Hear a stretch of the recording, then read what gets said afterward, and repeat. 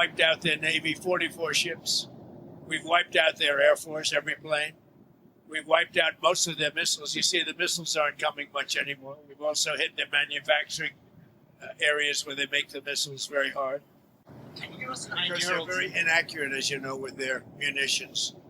They have no accuracy whatsoever. It was done by Iran. We haven't cleaned out. We've wiped out their Navy. Their Navy is now at the bottom of the sea. So that's the choice. This is an excursion. We figured oil prices would go up, which they will. Hello, everybody. Hello, Mr. President. It's a very sad day.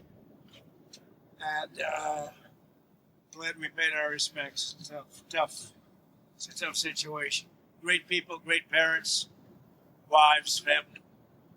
And a beautiful ceremony. I guess you got to see that at least partially. Any questions? President Trump, did what you just witnessed make you think differently about going ahead with this war or even putting troops on the ground in the Middle East?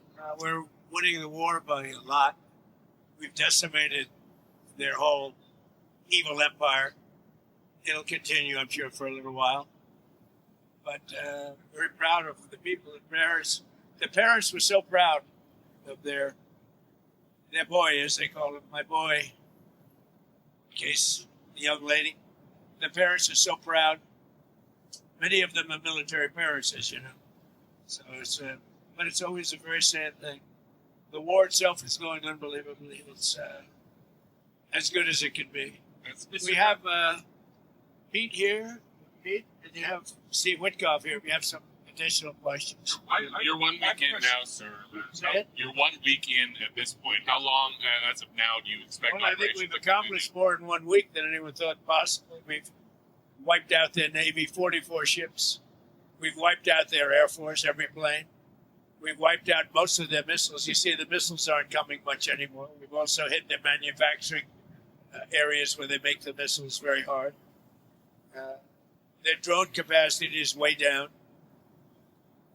And we've hurt them where it hurts, including about every form of leadership you can have, we've wiped out. You still expect up to 6 weeks total? I don't know. I don't know. I never reject that, whatever it takes.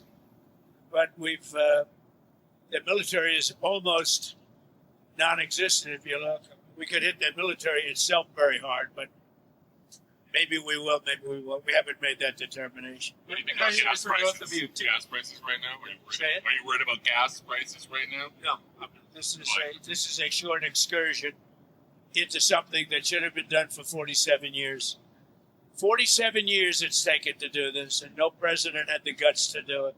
You And you weren't going to end up coming back to Dover for more of these such dignified transfers. Sure, I hate to do it, but it's a part of war, isn't it? Who are you with? At Washington Post. Wouldn't you say it's part of war? The deaths are part of war, yeah. It's part of war. It's a sad part of war. It's the bad part of war. Mr. President, did the United States bomb a girls' elementary school in southern Iran on the first day of the war and kill 175 people? In my opinion, and based on what I've seen, that was done by Iran. Is that true, Mr. Hegseth? It was Iran who did that? We're certainly investigating. Still But investigating. the only side that targets civilians is Iran. We think it was done. We think it was done by Iran Can you give us an because idea? they're very inaccurate, as you know, with their munitions. They have no accuracy whatsoever. It was done by Iran. Can you give us an idea of what unconditional surrender looks like to you? I mean, what do you want from Iran? I said unconditional, not conditional. I said unconditional. It's where they cry uncle, or when they can't fight any longer, there's nobody around to cry uncle.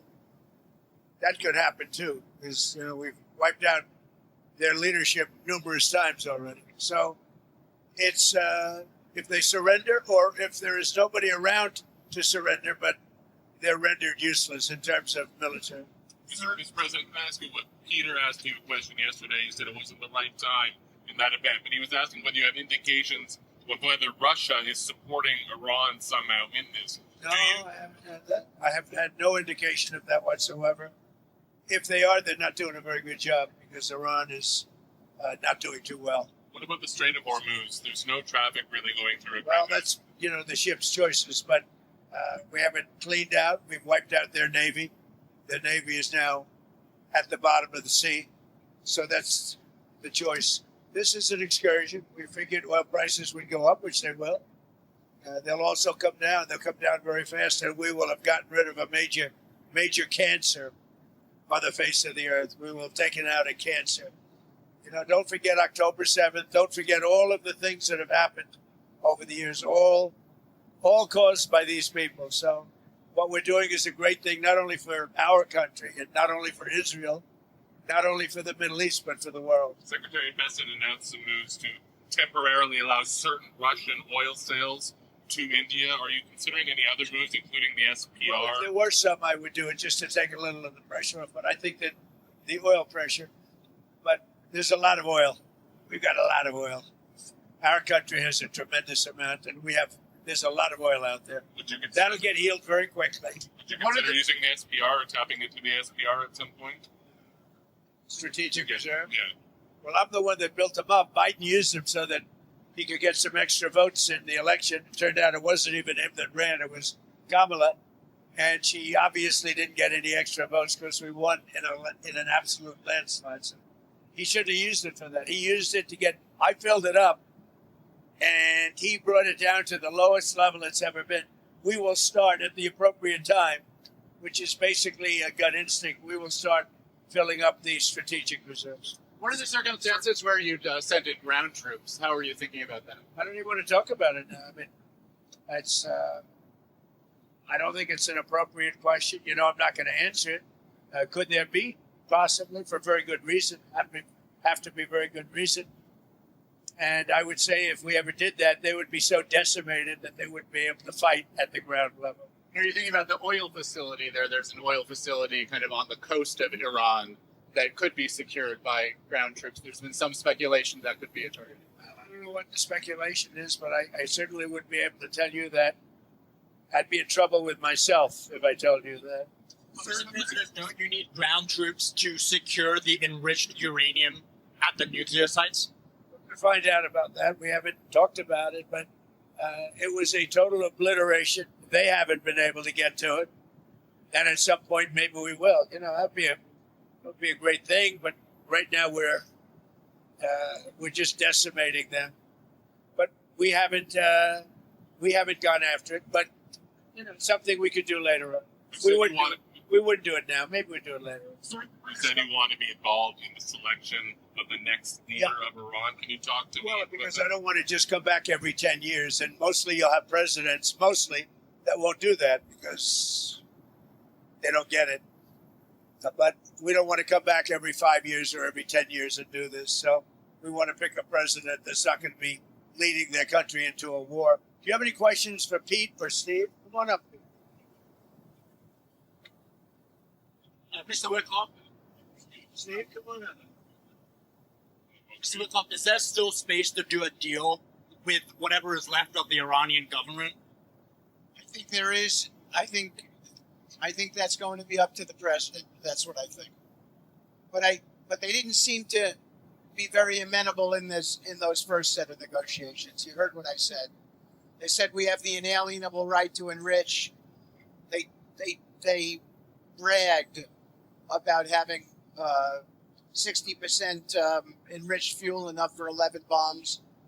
They told me and Jared, we're not going to give you diplomatically what you couldn't take militarily. So, I think they're going to need a change of attitude. What sort of thing do you want to see in a deal? I mean, do you think you have maximum negotiating leverage at this point? I think the president has proved that we have. Iran today accused the U.S. of A lot hitting. of negotiating leverage, maybe maximum, but we're not looking to settle. They'd like to settle. We're not looking to settle. Iran accused The the British government has now offered use of some. The British government has offered use of some bases now, and you had previously said you were very disappointed in them. Aircraft carriers. I mean, about British bases, they said. See my response that I just put out? I just put out a response. Give me the offer to send 2 aircraft carriers. Maybe, but they're not sure. I just put out a response to it. I said, we don't need them. It's not the right time. It would have been nice to have had them 2 weeks ago, but The response I put out, I think, says it very well for you. Iran today accused the U.S. of hitting a desalination plant in Iran. And they said that might open the door to other strikes on infrastructure, non-military. Allow us to also open the door to other strikes against them. Look, in response to that allegation, did the U.S. hit the desalination? They are among the most evil people ever on earth. They cut babies' heads off. They chop women in half. What they did, take a look at October 7th. Take a look at what they've done over the last 47 years.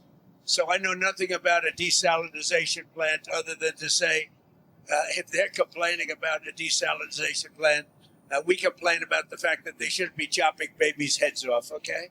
Mr. Mikov, have you communicated to the Russians not to send targeting information and other assistance to the Iranians? Strongly said that. And do you believe that they are? I hope they're not. Do you see any evidence? We don't know, but it's not doing very well.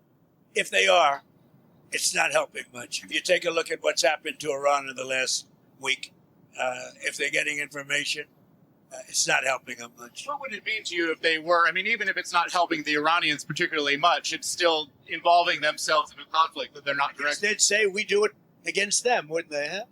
Wouldn't they say that? We do it against them? I don't know. Look, they can give all the information that they want, but the people they're sending it to are overwhelmed. Russia would be overwhelmed too. Anybody would be overwhelmed. We have the greatest military on earth, and I built it in my first term, and unfortunately, I'm forced to use it now. But when you look at what we did with Venezuela, when you look at what we did with the B-2 bombers, that was a very big moment because Iran was going to have a nuclear weapon within 2 or 3 weeks, and that stopped it, and it stopped it cold. And you ask about maybe going back and getting that, something could happen at the right time. Is Iran running out of missiles and drones, or do you expect those counterattacks to continue with them? Not only that, manufacturing capability also. We've hit the manufacturing very hard. They're at about 9% of what they sent out in the first 2 days, and we think that's because they don't have that much. We've knocked out about 70% of the launchers. The launchers are a big deal. Very hard to get, very expensive. I'm going to talk about leverage. With every passing day, we have more and more leverage because we have more and more capabilities. We're hitting them harder and harder, and they have less of an ability to defend themselves. So we're pressing the offensive every single day, creating all the leverage the president needs for the outcoming ones. So it sounds like you think they're running out of one or both of the drones and I the think missiles. when you look, they're sending in much less drones.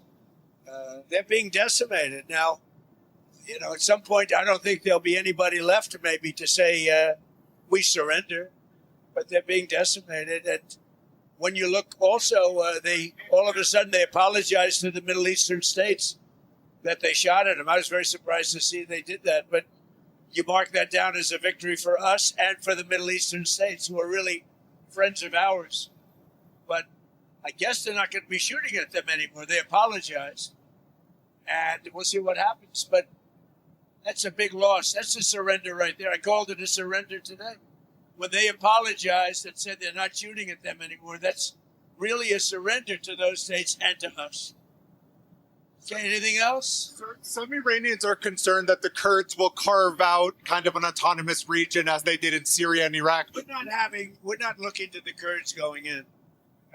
We're very friendly with the Kurds, as you know, but we don't want to make the war any more complex than it already is. No. You ruled that out? We don't want, I have ruled it out. I don't want the Kurds going in.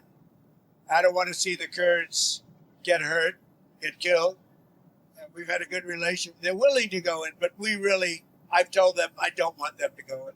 Do you think the map of Iran will look the same? The war is complicated enough without getting the Kurds involved. And do you think the map of Iran looks the same after this is all done?